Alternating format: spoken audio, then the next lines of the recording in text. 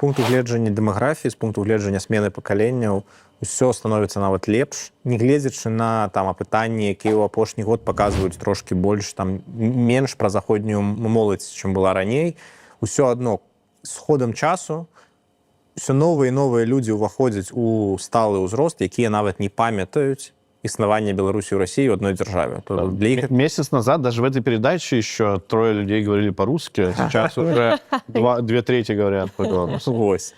А гэтае пытанне мы былі бліжэй да гэтага ва ўмоўным 95-м годзе, я лічу. Нягледзячы на то, што мы былі адносна дэмакратычнай краінай, але ўсё адно 90% беларусаў памяталі 99%, як гэта жыць пры адзінай дзяржаве, ў адзінай дзяржаве з Расіяй.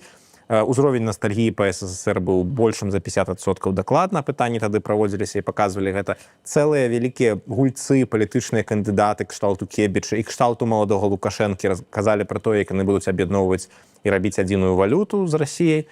І зараз гэта ўжо як бы нават не павестка. Нават Лукашенко, адзін з самых прарасійскіх палітыкаў гэтага свету, не кажа пра тое, што нам трэба адзіная валюта, не кажа пра тое, што нам трэба адзіныя інстытуты. А чаму ён гэта не кажа?